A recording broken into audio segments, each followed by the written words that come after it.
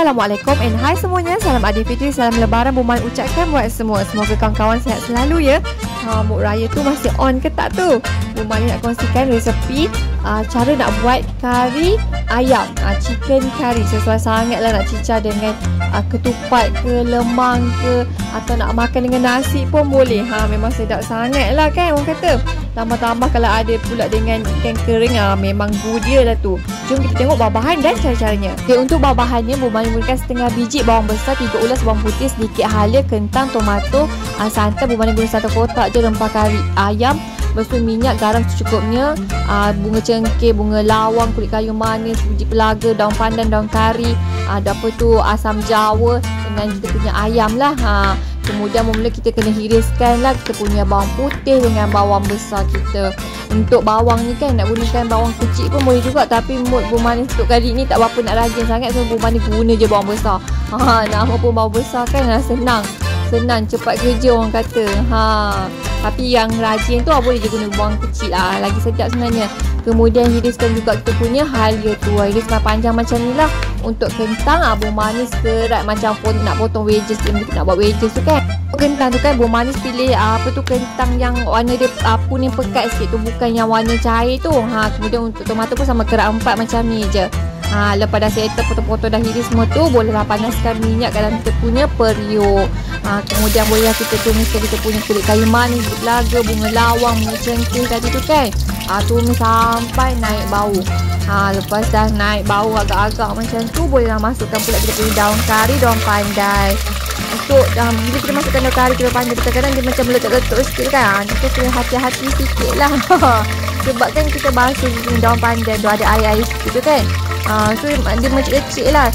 Tapi kalau kawan-kawan takut mecik tu kan, boleh je masukkan kita punya bawang besar, bawang putih dengan halia kita hiris tadi tu dulu. Tak ada masalah pun sebenarnya. Bagi kita nak tumis ni, bagi sampai naik bau, sampai ke perangan je semuanya. Tapi selalunya untuk masak gulai ni kan, Buman selalu tumis dulu yang masukkan tu dulu kita punya rempah pula apa tu, kita punya kulit kayu manis, bunga cengkeh, bunga lawang, biji pelaga tu kan, bagi naik bau dulu. Bagi naik bau dulu. Lepas tu boleh masukkan bawang-bawang tu. Tapi boleh je sebenarnya, tak ada masalah pun. Kita kena biar dia sampai keperangan, sampai naik bau macam tu kan. Agak gaul sikit, takut nanti dia hanyut pula kat bawah tu kan.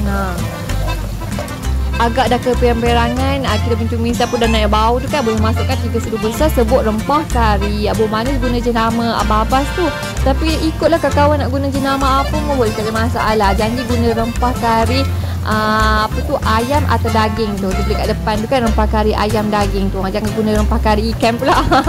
Sebab kita nak buat kari ayam kan. Kemudian boleh masukkan 1 cawan air, agak-agak lah 250 ml air macam tu kan. Sebab kita tak nak nanti kita punya rempah tu hanyut pula. Gaul lah terus sementara tu. Untuk nak buat kari ayam yang sedap kan, kita kena pastikan kita punya rempah tu betul-betul masak. Macam nak tahu rempah tu masak betul-betul ada naik minyak macam ni. Nampak dah ada lapisan minyak macam tu kan. Maksudnya rempah kita tu dah masak lah. Tapi sebelum sambil-sambil tu kena tak sambil gaul juga, sebab takut kat bawah tu hanyut kan. Dah macam ni, bolehlah masukkan sedikit asam jawa. Untuk asam jawa ni kan, Buman ni guna asam jawa yang ada biji tu tau. So kena tapis ada punya biji tu, jangan bagi masuk dalam kita punya kuah gulai, kuah kari tu kan. Tapi ada je yang paste asam jawa sekarang yang tak ada biji tu kan. Yang tu pun cairkan dulu dengan air sedikit. Lepas tu boleh masukkan dalam kita punya tumisan kuah kari ni. Lepas tu gaul-gaul lah rata, bagi rata semua ni kan. Dah macam ni kan, bolehlah masukkan kita punya ayam. Masukkanlah kita punya ayam tu seketul demi seketul. Buman ni masak dalam 5 ketul ayam macam tu. Bukan ni potong besar-besar macam ni kan. Puas sikit nanti nak makan. Bau dia memang wangi sebab kita tambah dengan daun pandan, daun karinya kan. Memang semerbak harum wangi lah kita punya gulai ayam, kari ayam ni. Apa beza kari ayam dengan gulai ayam, Buman pun tak pasti. Tapi Buman kadang panggil gulai ayam, kadang panggil kari ayam. Siapa yang tahu tu boleh komen kat bawah. Tapi kalau tak silap Bumanis lah kan, kalau macam kari ayam tu kuah tu macam lagi pekat sikit lah kalau tak silap. Kalau gulai ayam tu dia macam cair sikit. Tapi ni tak pekat sangat, tak cair sangat. So kari gulai ayam macam tu lah kan. Ni tadi pun bumbu manis masukkan dalam satu cawan air. Bagi kita punya ayam tu merenih masak kat kita punya apa tu, gulai kuah ni kan, kuah kari ni bagi dia meresap masuk dalam kita punya ayam-ayam tu. Biarlah merenih macam ni. Macam ni bolehlah masukkan kita punya kentang. Kita potong kentang tadi macam wedges tu kan. Tapi sebenarnya kentang ni ikut nak potong macam mana pun boleh, tak ada masalah pun. Nak potong besar-besar sikit ke, nak potong 4 je ke, boleh, tak ada masalah kan. Kita nak makan dia.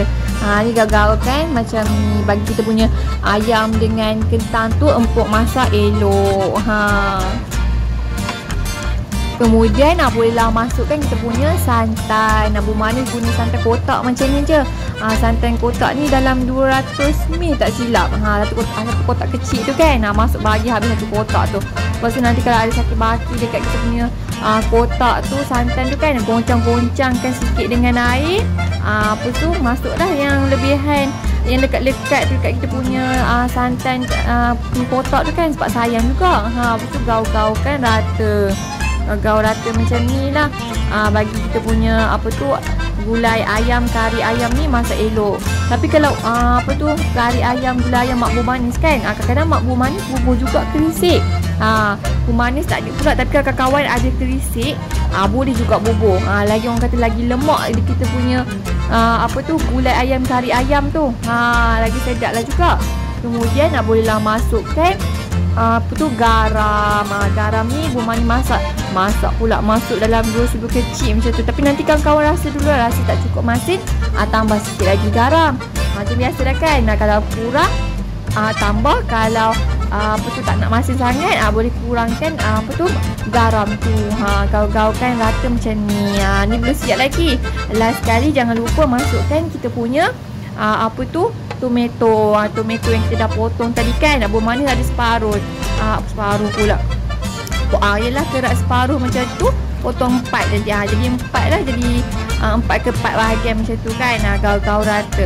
Setengah orang suka tomato tu dia macam lembut-lembut sikit kan. Pun boleh juga masak lama sikit. Kalau rasa macam tak nak dia lembik sangat kita punya tomato tu, macam ni bolehlah nak tutupkan kita punya api tu. Nampak tu kita punya kuah gulai, kuah kari kita kan. Tak berapa nak nak pekat sangat, tak berapa nak cair sangat, sedang-sedang elok je orang kata. Nak makan dengan nasi putih panas-panas pun boleh. Nak makan dengan cicah dengan lemang ke ketupat ke pun boleh juga. Makan dengan nasi putih tu, bubur pula dengan kicap kat atas tu kan. Memang sedap. Ada pula ikan pasing ke, ikan perkasam ke, lagi tambah selera lah orang kata. Tengok kita punya tu, ayam pun dah masak, kita punya kentang pun dah masak. Macam ni kita dah siap lah ni. Dah orang kata ready nak hidang buat keluarga tercinta. Gitu kan.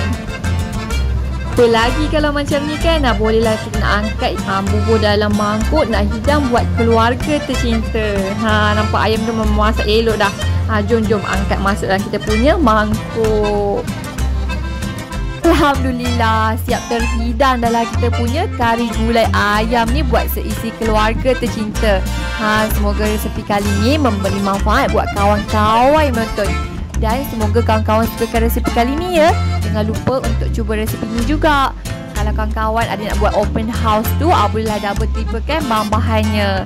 Semoga kita bertemu lagi di video seterusnya, insya-Allah. Assalamualaikum, bye. Jangan lupa untuk subscribe, like, share and komen ya. Terima kasih. Assalamualaikum, bye. Salam Aidilfitri, salam lebaran semua.